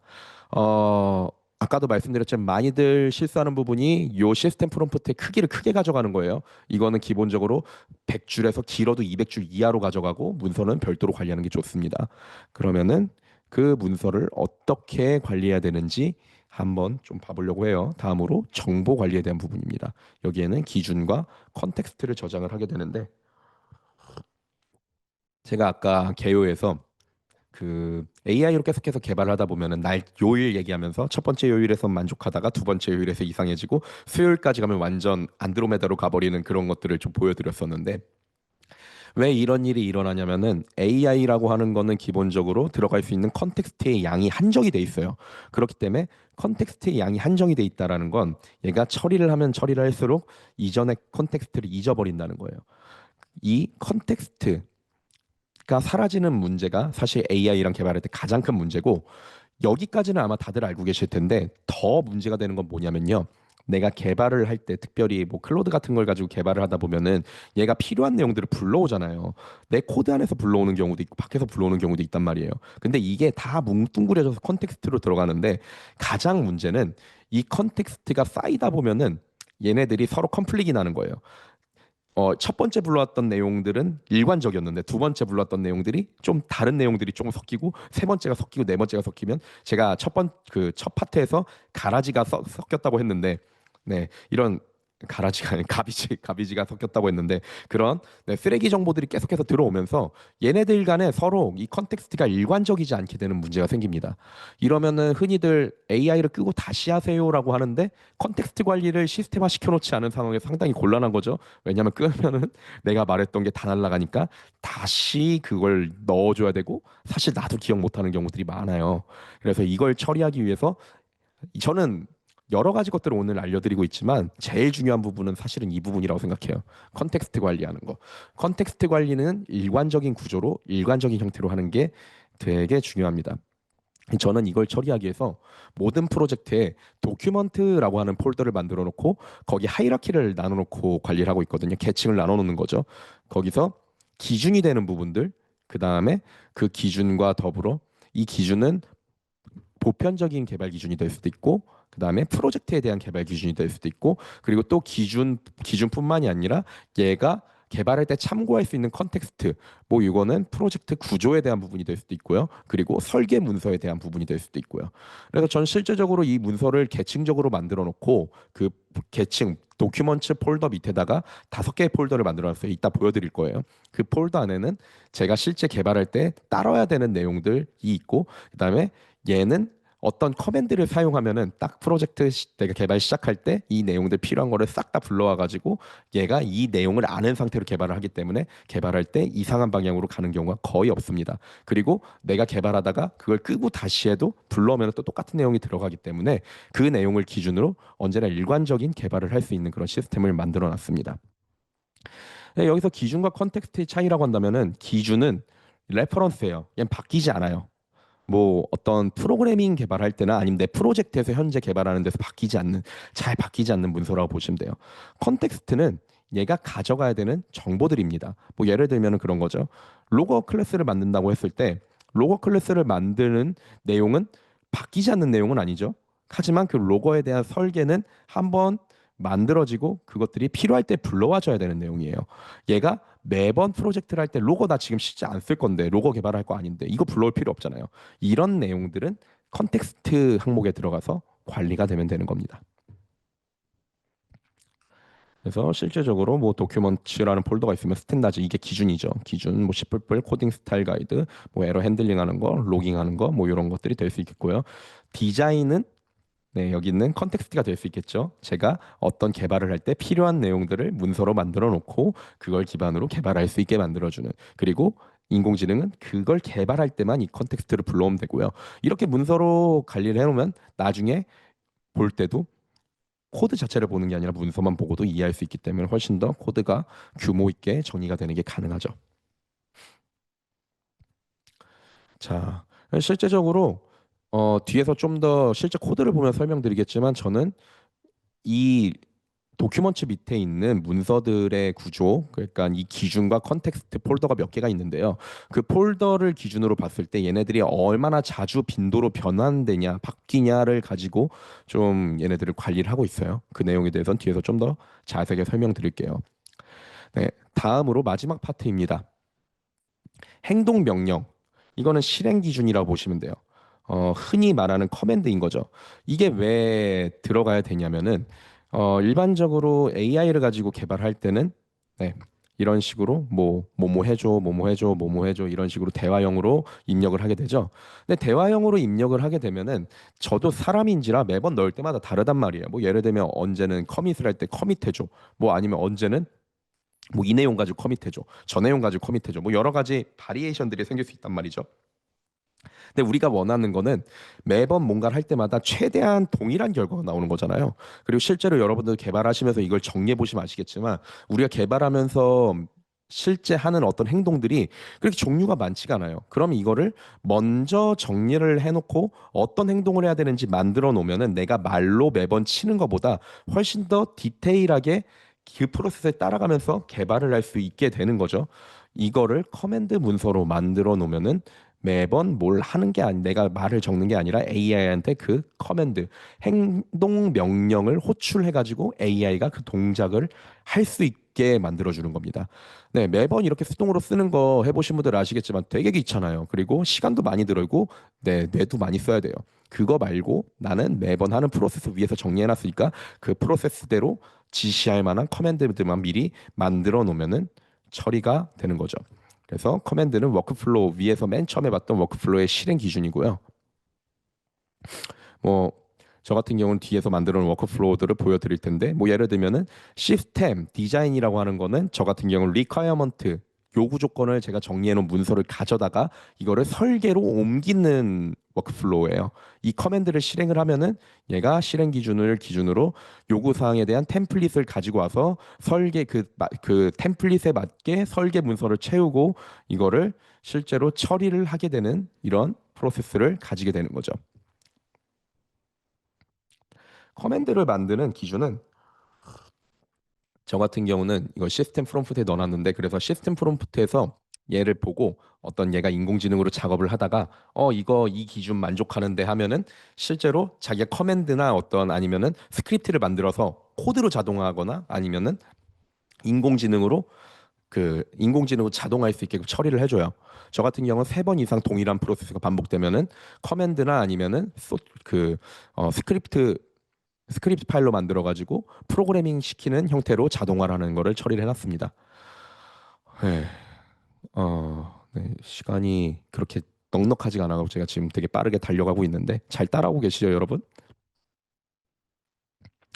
그래서 저 같은 경우는 뭐 디자인, 임플리멘테이션, 뭐 벨리피케이션 여러 가지 것들을 커맨드로 만들어서 뭐 깃허브에 커밋 올리는 것도 커맨드로 만들어놔서 제가 말로 직접 치지 않고 클로드에게 커맨드를 입력하면은 걔가 그거를 하게끔 네, 처리를 해놨습니다. 이런 식으로 커맨드로 만들어 놓은 위에 워크플로우와 동일하게 이게 실패하면은 걔만 커맨드로 다시 입력해서 재실행을 하면 되는 거죠. 자, 그러면은 실제 이 5개 영역이 어떻게 동작하는지 한번 봐볼게요. 개발자가 내가 뭐 타임스탬프 유틸리티를 만들고 싶어. 그러면은 그 순서 기준에 맞춰 갖고 설계, 구현, 검증 이렇게 처리를 하겠죠. 그러면은 설계할 때는 설계 명령을 커맨드로 입력을 하는 거예요. 커맨드로 설계 뭐 리퀘어먼트 문서 여기 있으니까 이걸 기준으로 설계해 줘 하면은 얘가 그거를 설계를 하는데 그냥 설계할 때 단순하게 자기의 컨텍스트 창을 사용해서 설계를 하는 게 아니라 이 설계에 맞는 에이전트를 불러와요. 그러면 그 에이전트는 설계 전문가 에이전트가 예, 여기서 필요한 기준들을 기반으로 문서를 확인하는 거죠. 아까 있던 도큐먼트 문서 여기 위에 있었죠. 이 도큐먼트 저장소 안에서 내가 필요한 뭐 예를 들면 C++ 개발할 거면은 C++ 스탠다드 기준, 테스트하는 거 기준, 그다음에 프로젝트 구조 기준, 그다음에 설계돼 있는 내용 기준을 가지고 와서 다시 내려가서 참조를 해서 네, 실행 기준 어떤 기준으로 실행되는지에 맞춰서 동작을 하는 겁니다. 이게 각 프로세스마다 이 워크플로우마다 반복이 되는 거예요. 그러면은 이렇게 나온 결과는 일관적인 결과를 알 수 있고요. 이 5개의 기준들, 원리들은 하나의 시스템으로 유기적으로 동작을 하게 됩니다. 실제적으로 제가 이번에 이 시스템을 구매하신 분이 계신데 그분이 그 얘기를 하시더라고요. 처음에는 이게 어떻게 동작하는지 잘 모르겠어서 일단은 적용해 봤는데 적용해 보니까 놀랍게 얘네들이 자기네들끼리 유기적으로 동작하면서 이거를 올리기만 했을 뿐인데 예전에 뭐 클로드를 사용해서 개발하던 것과는 비교가 안 될 정도로 빠르게 퍼포먼스가 나오고 혼자 막 3시간 4시간씩 돌면서 개발을 하는 것들을 보면서 정말 놀라웠다라는 그런 표현들을 해주셨는데, 이게 제가 지금 좀 안 써보신 분들은 약 파는 것처럼 느껴지실 수 있는데, 진짜 이거 시스템 올려가지고 개발하면 아예 그냥 퍼포먼스가 다르거든요. 여러분들 이 시스템에 대한 부분들을 한번 진짜 꼭 고민해 보시고 적용을 해 보셨으면 좋겠어요. 그래서 각 파트들은 원래는 대부분의 경우 이 그 독립적인 시스템, 종속성에 대한 관리에 대한 부분들을 좀 잘 알고 계시지 못하면은 얘 서로 다 섞여 있단 말이에요. 에이전트에 커맨드 내용 들어가 있고, 커맨드에 에이전트 내용 들어가 있고, 그다음에 도큐먼트에 뭐 다 이렇게 섞여 있어가지고 얘네들이 난리도 아닌데, 제가 오늘 여기서 알려드린 이 5가지 기준이 쪼개질 수 있는 가장 작은 단위로 쪼개져 있는 독립적인 기준이에요. 그래서 여러분들이 앞으로 무언가 AI를 사용해서 개발하거나 시스템을 만드실 때, 사실 이거는 AI뿐만이 아니라 여러분들이 실제로 그냥 개발을 하실 때도 이 기준에 대한 부분들, 제가 만들어 놓은 이 5가지 구조에 대한 부분들은 언제나 좀 고민하시면서 개발을 하시면은 여러분들의 실력 향상이나 어떤 또 시스템을 바라보는 관점에서도 상당한, 네, 능력의 향상이 있을 거라고 확신할 수 있습니다. 그래서 얘네들은 서로는 독립적이지만 실제로 동작할 때는 서로 참조하면서 유기적으로 동작하는 거죠. 이게 좀 이해가 안 될 수도 있어요. 왜 역할, 행동, 뭐 그다음에 도큐먼트 이것들을 나눠놨냐? 제가 이걸 왜 나눠놨냐면은 저도 이 시행착오가 있었기 때문인데, 실제적으로 제가 가라지 값이 계속 가라지 가비지 값이 들어간다라고 말씀을 드렸잖아요.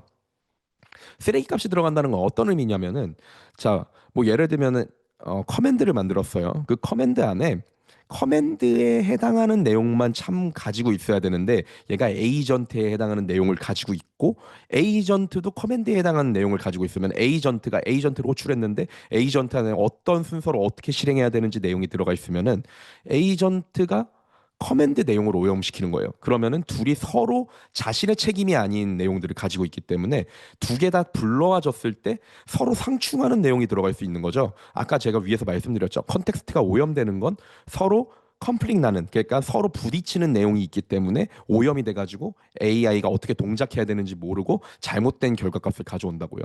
그래서 역할은 역할대로, 행동은 행동대로, 그 다음에 저장소는 저장소대로, 명령은 명령대로 별도로 나눠 놔서 각자의 아레나리라고 하죠. 우리 실제로 회사에서 정말 많이 쓰는 말인데, 아레날이 만족되지 않아서 회사에서 거의 제가 봤을 때는 90% 이상의 문제가 생기는데, 마찬가지로 AI도 하나의 내가 사용해야 되는 부하 직원으로서 본다고 했을 때 얘네들이 아레날이 서로 침범이 되면은 여기서 문제가 생기게 됩니다. 그걸 나누기 위해서 이 5가지 레이어로 제가, 네, 원리들을 정리를 해놓은 거예요. 이 내용을 가지고 시스템을 만들어 놓으면은 기준들이 서로 참조하면서 협업하고요. 순차적으로, 네, 적용되고요. 하나의 시스템으로 결과값이 나오게 됩니다. 네, 여기까지 해서 제가 원리에 대한 부분들을 좀 개론적으로 설명을 드렸고요.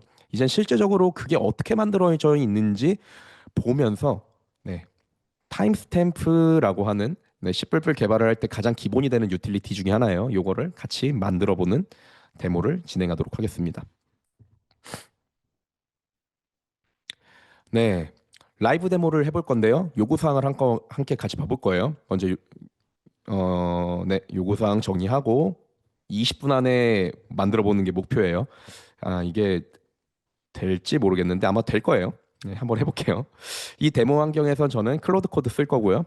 그리고 제가 만든 개발 시스템, AI 기반의 개발 시스템을 사용할 겁니다. 여기서 커스텀 명령어 쓸 거고요. 그리고 제가 만들어 놓은 에이전트를 쓸 거고요. 제 개발 기준 문서, C++에 대한 개발 기준 문서를 쓸 건데, 이거는 제가 지금 시드로 올려놓은, 판매하고 있는 그 C++ 리더블 코드 스타일 가이드를 그대로 넣어놓은 겁니다. 다른 거 안 넣어놨어요. 딱 그것만 들어가 있는 거예요. 그게 어떻게 동작하는지 한번 봐볼게요. 그다음에 문서 템플릿이 있어요. 그러면은 제가 커맨드를 사용해서 요구사항 정리하고 설계하고, 그다음에 태스크로 나누고 실행하고 검증하고를 할 건데, 걔네 같은 경우는 그냥 자기 AI가 그거를 맘대로 만드는 게 아니에요. 제가 사전에 정리해 놓은 디자인 문서에 뭐가 들어가야 되는지, 요구사항 문서에 뭐가 들어가야 되는지에 대한 템플릿을 만들어 놓은 게 있습니다. 얘네들을 가져다가 얘가 쓰게 될 거예요. 그러면은 여기서 핵심은 클로드 코드 AI 엔진 당연히 있어야겠죠. 요거 없으면 AI가 없으니까요. 그다음에 제 시스템과 그다음에 자동화된 워크플로우입니다. 여기 사용된 건 아까 말씀드렸던 것처럼 C++ 리더블 코드 가이드라인이 적용이 돼 있고요. 네, 여기 저희 플랫폼에 있는 내용입니다. 그리고 다음으로 C++ 얼티메이트 보일러플레이트 이거 뭐냐면은 CMake 기반의 제가 C++ 개발을 언제나 바로 할 수 있게 라이브러리 그 어플리케이션 그다음에 테스트랑 정적 검증 그다음에 외부 종속성 관리까지 원큐에 처리할 수 있는 어느 C++ 개발도 심지어 크로스 플랫폼도 네, 처리가 가능합니다. 가능한 네, 그런 템플릿을 만들어 놨어요. 이것도 마찬가지로 판매되고 있는 건데 요 두 가지와 제가 만든 시스템을 기반으로 한번 동작하는 거를 처리해 보려고 합니다. 네, 스탬프 클래스 요구사항이에요. 네, 센서 데이터 성능 측정 멀티스를 환경에서 고정 및 시간 정보를 안전하고 일관되게 다루기 위해 네, STT 크로노를 직접 써도 되는데 이렇게 되면은 얘가 버전이 바뀌거나 했을 때 문제가 생길 수 있거든요. 얘를 캡슐화한 불변 타임스탬프 클래스를 만들 거예요. 결과는 이렇게 될 거고요. 나노초 정밀도 할 거고요. 시간 차이 연산 만들 거고요. 단위 변환 만들 거고요. 스레드 안전한 비교 연산 만들 거고요. 타임스탬프 추상화를 할 거예요. 요거를 만들 겁니다. 네, 요구 사항은 다음과 같습니다. 요거 뭐 보내드릴 거니까 여러분들도 한번 읽어보시면 될 거고요. 네, 요 내용들을 가지고 할 건데 한번 네, 백문이 불여일견이라고 직접 진행을 해봅시다. 자, 뭐 그래서 요런 내용들 포함을 할 거예요. 라이브 데모는 20분 안에 이거 완성하는 걸 보여드릴 거고요. 자, 요걸 만들어 볼 겁니다. 자, 원래는 어떻게 할까요? 그냥 이 요구 조건이랑 정확하게 안 나올 수 있지만 제가 실제로 개발 진행하는 것과 동일한 형태로 여러분들에게 어떻게 대화형으로 개발을 하고 실제 이 커맨드를 사용해서 프로세스를 진행하는지 보여드리도록 할게요. 자, 어, 자, 좀 더 잘 보이게 키워드릴게요. 제가 요즘은 개발하면서 직접 코드를 안 쳐요. 자, 이게 보여드렸던 제가 말씀드렸던 C++ 얼티메이트 보일러플레이트의 기본입니다. 여기에 네, 문서로 제가 만들어 놨던 그 저기 아까 말씀드렸던 C++ 리더블 리더블 프로그래밍 스타일 가이드가 들어가 있고요. 여기에 제가 실제로 사용하는 구조인 프린시플, 그다음에 프로젝트, 스탠다드, 템플릿이 이렇게 들어가 있어요. 이거 각각 보면은 프린시플은 실제 이 인공지능이 내가 개발할 때 가지고 있는 그런 원리들에 대한 부분이에요. 저는 어, 코드 깔끔하게 짜기 위해서 이런 원리들을 사용을 합니다. 뭐 명시적으로 표현해라, 규칙을 정의해라, 코드로 설명해라 뭐 이런 여러 가지 내용들을 제 원칙으로 가지고 있고요. 이거는 저라는 사람의 보편적인 원칙이에요. 이걸 기준으로 스탠다드 C++로 개발할 때는 어떻게 개발할지 여기 코딩 스타일 가이드 이거 구글 스타일 가이드 기반으로 만들어 놓은 내용이고요. 요 내용들이 쭉 있고요. 그다음에 포매팅 어떻게 하는지에 대한 내용들이 쭉 있고요. 그다음에 스트럭처 제가 짜는 프로젝트의 구조는 이렇게 될 거다 하는 내용들 쭉 있고요. 테스트는 어떻게 할 거다 하는 내용들 쭉 있고요. Cmake는 어떻게 할 건지 여기에 내용들 스타일 가이드랑 포매팅 쭉 있고요. 요 스탠다드 그다음에 프로젝트는 이 프로젝트에서만 사용되는 그런 기준들이에요. 저 같은 경우는 뭐 여기에다 유닛 그다음에 뭐 축약어 이런 내용들을 넣어놨고요. 이게 제가 실제적으로 일관적으로 관리하는 컨텍스트에 대한 부분입니다. 그리고 템플릿은 여기 있는 뭐 문서들을 만들 때 뭐 프린시플 문서를 만들 때 그다음에 뭐 스트럭처, 테스트 문서, 유닛, 뭐 레퍼런스, 포매팅, 스타일 가이드 이거에 대한 템플릿들을 가지고 있는 문서라고 보시면 돼요. 자, 그러면은 본격적으로 시작을 해볼게요. 시간이 많이 없네요. 잘 돼야 될 텐데. 먼저 클로드를 키겠습니다. 저 같은 경우는 클로드한테 중간에 멈추게 하지 않을 거기 때문에 요 스킵 퍼미션스를 집어넣어줬어요. 이러면은 클로드가 중간에 멈추지 않고 동작을 해요. 먼저 저는 커맨드를 만들어 놓은 게 이 컨텍스트를 일관적으로 불러오기 위해서 이니셜라이즈라고 하는 시스템 이니셜라이즈라고 하는 컨텍스트 요걸 만들어 놨어요. 그러면은 얘 실행하면은 얘는 여기 프로젝트의 도큐먼트 안에 있는 네, 스탠다드랑 이 프로젝트 폴더 안에 있는 내용들을 가지고 와요. 컨텍스트로 불러오는 거예요. 실행해 볼게요.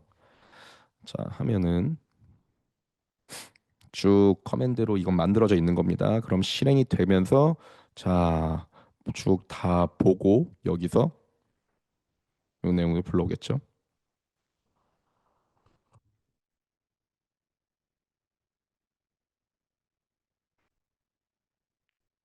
필요한 컨텍스트를 이 이니셜라이즈를 가지고 얘가 알아서 불러오는 거예요.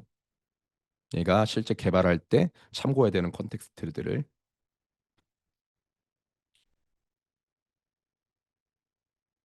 얼굴 화면 공유를 줄여드리겠습니다.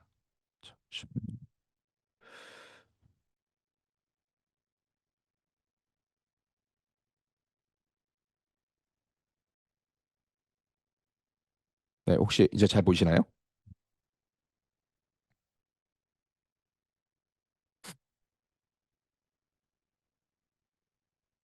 네. 그렇게 되면은 자 보시면은 스탠다드에 여섯 개 문서가 있고 뭐 CMake 코딩 스타일 포맷 뭐 이런 것들이 있고 프로젝트에는 이런 문서 있고 그다음에 프로젝트의 구조는 이렇게 된다라는 거를 얘가 다 불러왔죠. 그러면은 제가 사용하고 있는 뭐 스펙은 C++ 스탠다드 17 테스트 뭐고 커버리지 뭘로 하고 그다음에 디펜던시 뭐 있고 퀄리티 뭐 있고 전부 다 불러왔어요. 그러면 이제 저는 얘랑 같이 개발을 할 준비가 된 거예요. 여기서 그냥 사실은 이쯤 되면은 그냥 말로 해도 되거든요. 근데 제가 만든 커맨드를 가지고 먼저 시스템에 대한 지금 만들 클래스에 대한 정의부터 해볼게요. define을 하고 나는 time이라는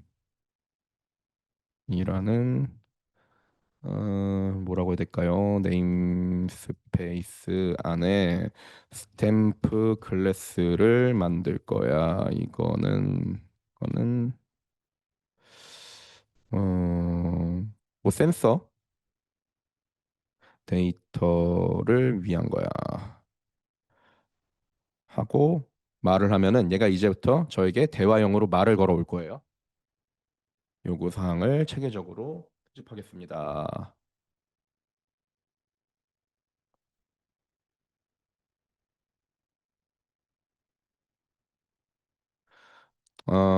시간이 많이 없으니까 제가 미리 정의해 놓은 요구 사항을 여기다 집어넣을게요. 원래는 이렇게 얘랑 대화하면서 얘가 질문을 계속해서 던질 거거든요. 근데 그 대화하면서 질문 던지는 것들을 기반으로 원래 만드는데 그냥 여기서는 예, 제가 미리 요구 사항들을 정리를 해놨으니까 요걸 집어넣도록 하겠습니다. 원래 요구 사항 정리가 좀 시간이 많이 걸리거든요. 자, 요것들을 쭉 불러와서 카피 앤 페이스트해서 붙여 넣을게요.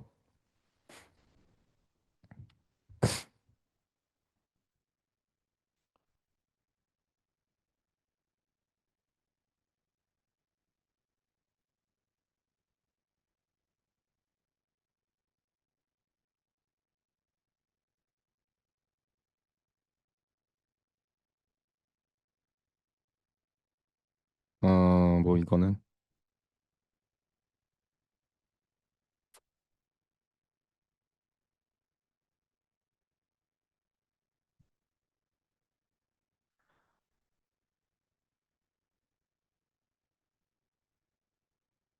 대화형 아닙니다. 제가 이거를 커맨드로 그렇게 만들어 놔서 그래요.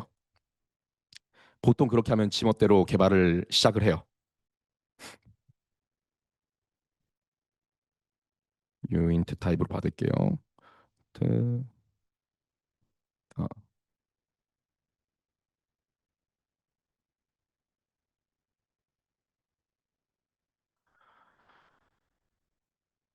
예, 그냥 이게 인공지능의 약간 문제긴 해요. 저는 지금 듀레이션 얘기는 하질 않았는데 얘가 듀레이션까지 물론 듀레이션이 나오는 게 맞긴 하지만 만들어 달라고 하는 이런 부분들이 있을 수 있어요. 자, 그러면은 제가 내 한 걸 기준으로 이제 여기 디자인에다가 요구사항 문서를 만들 거예요.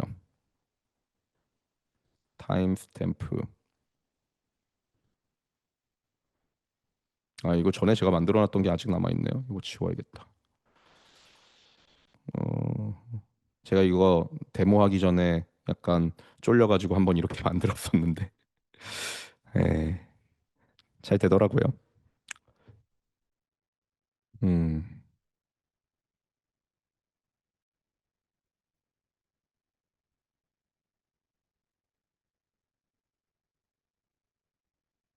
예, 라이브 데모를 하면 항상 이게 문제인 것 같아요. 좀 하면서 시간이 거 들어가는 부분들. 어, 이 라이브 데모 이후에 바로 Q&A 세션 들어갈 거거든요. 그래서 궁금하신 점 있으신 분들은 지금 질문들 이렇게 채팅창에다 올려주시면은 제가 지금 같이 대화하면서 라이브 세션 진행하도록 하겠습니다.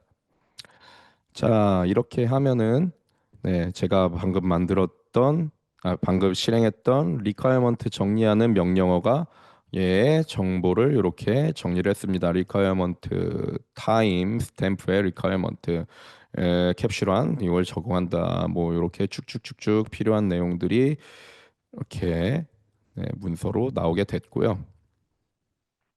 자, 이걸 기반으로 실제로 얘를 그러면 어떻게 만들 건지 디자인을 해야겠죠. 저는 커맨드를 만들어 놨습니다. 다음 단계 제가 얘한테 인공지능한테 시스템 얘한테 그러니까 제가 만든 워크플로우를 알려줬기 때문에 얘가 다음으로 시스템 디자인을 하시면은 설계 문서를 작성할 수 있습니다라고 이렇게 알려주죠. 자, 그냥 요것만 실행해 볼게요. 그러면은 얘를 읽어오는 거예요. 방금 만들었던 리퀘어먼트를 읽어오는 거고요.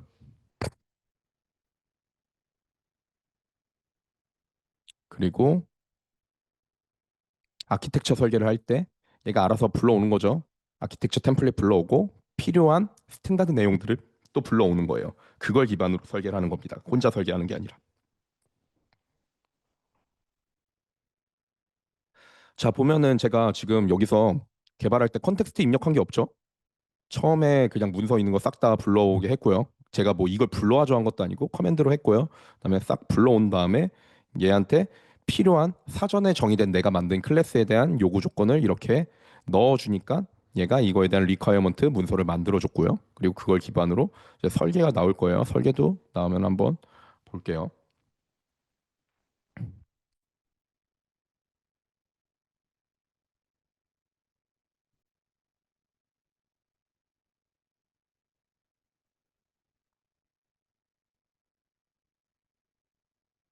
그래서 요즘은 진짜 개발할 때 이게 실제로 문서 작성도 제가 하는 게 아니죠.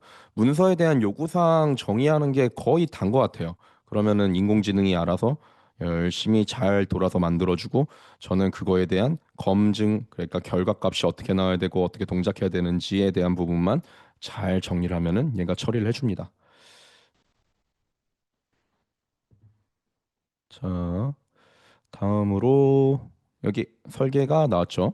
설계 문서에서 나온 게 보면은 네, 이렇게 현재 시간 생성, 정밀도, 시간 차이 연산, 비교 연산, 단위 연산, 불리한 객체, 완전 캡슐화, 타입 안전성, 뉴욕 안정 보장 하고 쭉 나왔고요. 얘가 요구를 만족해야 되는 거. 네, 이렇게 쭉 설계 문서가 나왔습니다. 자, 그러면은 얘가 어디로 들어가야 되는지 타임에 스탬프로 들어가야 되고 테스트는 유닛 타임에 이렇게 처리가 되고요. 자, 다음으로 이걸 처리하기 위해서 디컴포즈를 할게요. 그러면은 얘를 실제 진행하기 위한 태스크가 나옵니다. 네. 토큰 이거 하는 동안 질문 답변 좀 드리면은 쿼리할 때마다 토큰 차감이 되는 게 아니라요. 쿼리한 다음에 얘가 명령어로 입력될 때 토큰 차감되는 건데 여기 밑에 토큰 보이시죠? 이 토큰 양으로 처리가 되는 거고 실제적으로 토큰 사용량 줄어든 거는 어마어마하게 체감이 되는 게 제가 시스템 만들기 전에는 토큰 리미테이션이 좀 많이 걸렸거든요. 저 맥스 플랜 쓰고 저 같은 경우는 지금 하루에가 아니지 한 번에 일할 때 보통 아이디 한 5개, 6개 정도 켜놓고 클로드 동시에 돌리면서 웹 개발 웹 개발, 뭐 문서 작성 이거 그 교육 컨텐츠 작성 동시에 다 하거든요. 근데 그렇게 해도 리미테이션이 안 걸려요. 지금 한번 사용량 보면은 초기화가 됐나? 토요일이라도 초기화가 됐을 수도 있는데, 음, 네, 21일 날 초기화니까.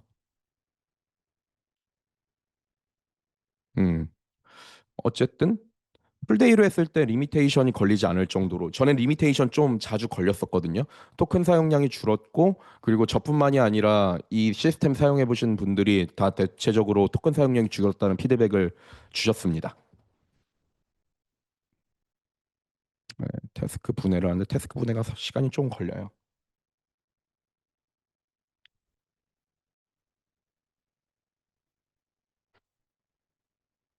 그리고 감내할 만한 양이 이게 필요한 것만 불러오게 되거든요. 그러니까 무조건 다 불러오는 게 아니에요. 디자인 같은 경우는 딱 필요할 때만 불러오게 되고 프린시플 같은 경우는 거의 안 불러오고요. 대신 여기 문서를 작성할 때 얘가 자동으로 불러오게끔 만들어 놨고 얘는 그냥 가지고만 있는 거라 보시면 돼요. 요게 좀 양이 많고 사실 요 스탠다드에 대한 부분들은 별로 지금 그렇게 많진 않아요.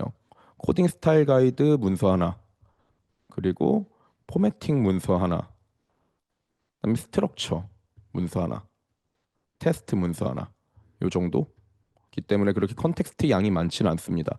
요것도 좀 더 어떻게 하면 컴팩트하게 가져갈 수 있을까 요즘 좀 고민을 하고 있긴 해요.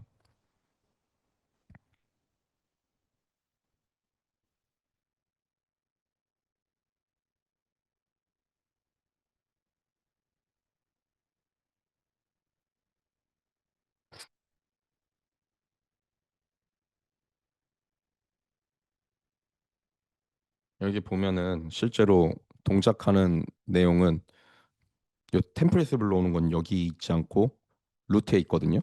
루트도 한번 보여드릴까요? 참 일단은 거의 끝난 것 같은데. 네. 어,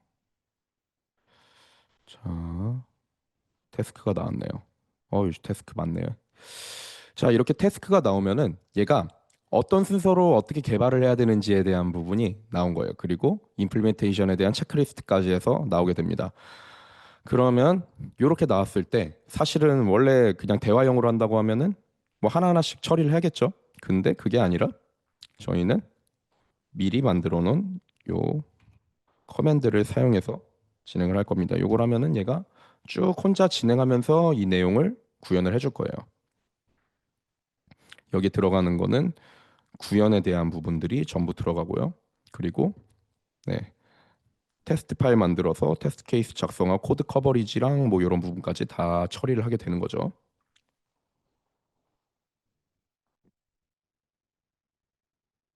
이게 VS 코드에 좀 버그가 있더라고요. VS 코드로 해가지고 이렇게 처리를 하게 되면 터미널 처리를 하게 되면은 뭔가 진행량이 많을 때 이렇게 막 위로 올라가져 버리는 이상한 경우들이 있는데 더 무서운 건 이러다가 갑자기 한 번씩 꺼지곤 해요. 그래서 저는 가능하면은 지금 보여드릴 때는 이렇게 하고 있는데 원래 선호하는 거는 여기 터미널을 별도로 띄워놓고 하는 걸 선호합니다. 보이시나 모르겠는데 예. 저는 VS 코드에 있는 터미널을 안 쓰고 별도 터미널로 해가지고 이렇게 처리를 해요. 이렇게 하면은 안 꺼져요. 예, 혹시라도 저처럼이 아니라 이건 모든 사람이 겪는 문제인 것 같은데 그런 문제가 있으신 분들은 그냥 터미널을 별도로 띄워서 하시면은 꺼지지 않는다는 걸 알려드립니다.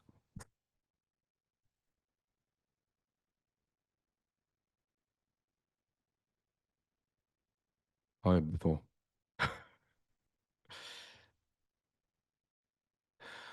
개발 범위는 가능한 작게 가져가는 게 좋아요. 저 같은 경우는 클래스 하나 크기 넘어가지 않고요. 그리고 개발 범위가 작으면 작을수록 얘가 검증하고 더 명확하게 구현하는데 잘 처리를 하게 됩니다. 개발 범위가 크면 클수록 불확실성이 많아지고 잘못된 방향으로 개발을 하게 되죠. 지금 얘가 혼자 막 하고 있죠. 태스크 5까지 끝냈다고 하는데 나온 거 한번 좀 봐볼까요? 지금 열심히 혼자 개발을 하고 있네요.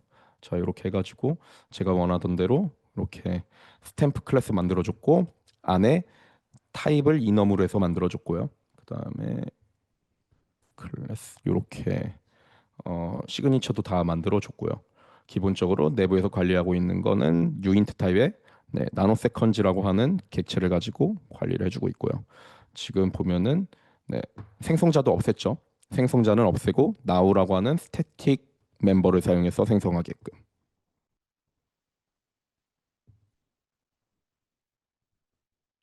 네, 맞습니다. 그 시스템 익스큐트는 이 만든 태스크를 기반으로 쭉 실행하면서 개발하라고 하는 부분이고요. 요거 한번 보여드릴게요. 제 이게 제가 거기 이따 설명드리겠지만 사실 이 시스템 같은 경우는 제가 만들어 놓은 그 판매하고 있는 시스템을 사용을 해서 지금 하고 있는 거거든요. 그거를 그냥 한번 보여드리겠습니다. 자, 아이고 어디로 들어가야 되냐?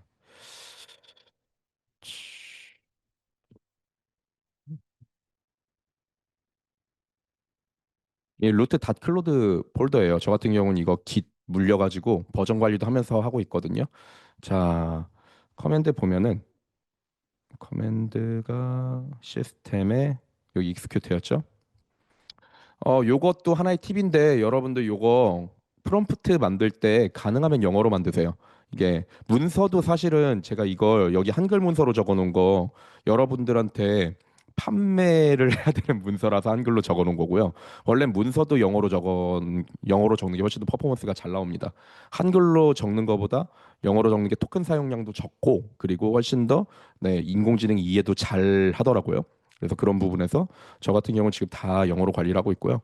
익스큐트에 여기 한번 간단하게 봐보면은 저 같은 경우는 아까 템플릿 사용해서 한다고 얘기했었잖아요. 템플릿에 에이전트 템플릿, 그 다음에 아키텍처 템플릿, 그다음에 커맨드 템플릿 요걸 기반으로 해서 만들어진 거라 보시면 돼요. 커맨드는 실행하는 순서에 대한 부분이 들어있는 건데 커맨드 이름, 그다음에 어떤 상황에 사용되는지, 얘가 해야 되는 순서, 그다음에 아웃풋은 뭔지, 그다음에 석세스에 대한 기준 조건 뭔지. 요게 이렇게 있어요. 그러면은 얘를 기반으로 익스큐트 만들어진 건데 제가 요걸 쭉 실행한 거죠. define, design, decompose, execute, 그맨 처음에 initialize. initialize 같은 경우는 여기 적혀 있는 거예요. 처음에 인터뷰를 사용해서 요 내용들을 불러오고 그다음에 해야 되는 건 도큐먼트, 그다음에 스탠다드랑 프로젝트 안에 있는 거를 전부 다 불러오고 요거를 메모라이징 하는 부분이 이니셜라이즈 하는 부분입니다. 그래서 얘가 사용하고 있는 어떤 이 프로젝트가 사용하고 있는 그런 소프트웨어 버전이나 참고해야 될 뭐 구조들 이런 것들을 처음에 다 불러오게 되는 거죠. 여기서부터 다음으로 하나하나씩 정의를 하면서 작업을 하는 건데 처음에 디파인을 하게 되면은 인터뷰를 하고 어떤 걸 만들 건지 인터뷰를 하고 스트럭처를 만들고 디자인에 피처 이름 스트럭처를 만들고 템플릿을 여기 리퀘어먼트 템플릿이라고 하는 놈 여기 있죠. 얘를 불러오는 거예요. 그러면은 얘를 불러온 다음에 그걸 기반으로 해가지고 리퀘어먼트를 적는 거죠. 적고 파일 만드는 형태. 그리고 그 다음에 디자인을 하게 되면은 또 동일합니다. 리퀘어먼트를 불러와서 여기서 스탠다드랑 프로젝트에서 필요한 컨텍스트가 있으면 더 불러오고요. 그다음에 이걸 기준으로 해서 온라인에서 어떤 형태로 일반적으로 구현되는지 레퍼런스 서치를 해요. 리서치를 하고 그다음에 이걸 기반으로 디자인을 만들어내고 그다음에 문서를 만들어냅니다. 문서는 여기 있는 마찬가지로 아키텍처 템플릿을 기준으로 만들어줘요. 그러면은 일관적인 디자인 문서랑 리퀘어먼트 문서가 나와요. 그럼 얘를 기반으로 실제 얘를 구현할 때 필요한 태스크로 디컴포즈를 합니다. 디컴포즈는 여기 아까 보여드렸던 리퀘어먼트, 아키텍처 불러오고 내용들 필요하면 더 필요한 불러오고 그다음에 태스크로 분해를 하는 거예요. 태스크 분해하는데 사용되는 에이전트가 여기 있죠. 테크닉 여기 네. 이 친구랑 제가 사전에 만들어 놓은 이런 에이전트를 사용해 가지고 지정된 에이전트로 태스크를 분해를 하면은 태스크 분해한 걸 가지고 태스크 파일들을 하나하나씩 만드는 거예요. 태스크 파일에 만들 때는 마찬가지로 여기서 어디 있죠? 여기 있는 태스크 템플릿을 사용해서 만들고요. 그렇기 때문에 다 일관적인 형태로 결과가 나오게 되는 거죠. 그러면은 이렇게 태스크까지 만들었으면 어떤 걸 해야 될지가 정의가 된 거잖아요. 그 다음에 이 익스큐트라는 거 호출하면은 익스큐트가 필요한 컨텍스트 불러오고 순차적으로 태스크를 실행을 하는 거예요. 그래서 태스크 실행하면은 체크리스트 트래킹하고 체킹하고 그다음에 검증하고 이 에이전트를 사용해서 필요한 놈들을 뭐 설계할 때는 뭐 구현할 때는 뭐 각각 필요한 에이전트를 붙여가지고 동작을 하게 되는 거죠. 이게 다 끝나고 나면은 저희는 내용들을 다 마친 거라고 보시면 됩니다.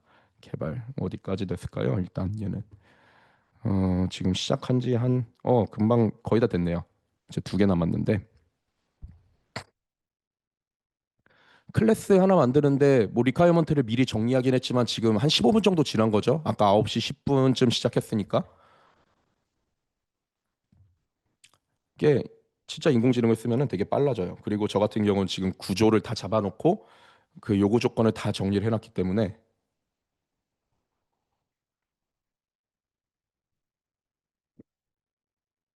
방금 뭔가 엄청 큰 게 나왔다가 없어졌는데 무엇이죠?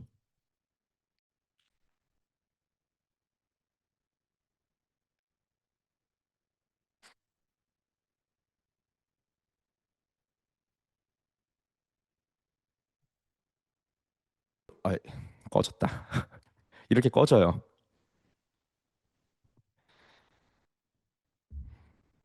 이렇게 날아가도 사실은 다시 진행하면 됩니다. 아까 데스크가 7까지 됐었나요? 17까지.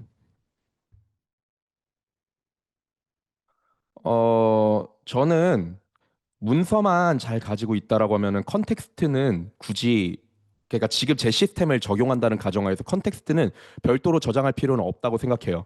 왜 그러냐면은 이 컨텍스트 자체가 코드 내용에 들어가 있거든요. 그렇기 때문에 코드를 가지고 얘가 처리를 하게 되고 지금 말씀해주신 그 부분, 특별히 클로드 MD 같은 경우는 저는 업데이트를 안 하는 걸 추천을 드리거든요. 클로드 MD는 그러니까 얘는 그 아까 제가 세미나 때 했던 거 기준으로 봤을 때 3번 항목이에요. 얘는 행동 기준이기 때문에 매번 어떤 내용이 바뀔 때마다 처리가 돼서 바뀌는 게 아니라 그거는 컨텍스트, 도큐먼트 폴더 안에 있는 파일들이 관리를 하는 거고요. 클로드 MD는 얘가 그 뭐라고 해야 될까요? 거시적으로 이 프로젝트 동작할 때 인공지능이 어떻게 동작해야 되는지에 대한 부분들을 처리해 주게 되는 거죠. 그리고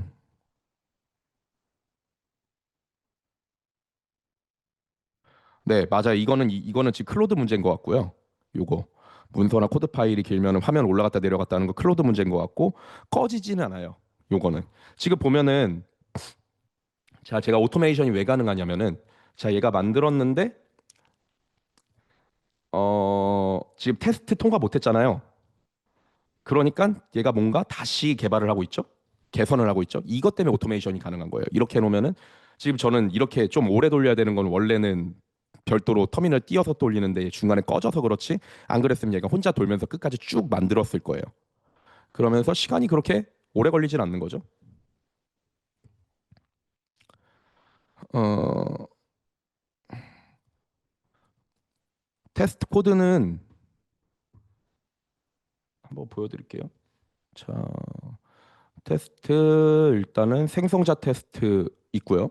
그 다음에 스탬프 디퍼런스에 대한 컬큘레이트 하는 부분 스타트 타임 한 다음에 슬립 10mm 해가지고 얘가 10mm보다 큰지 보는 거죠.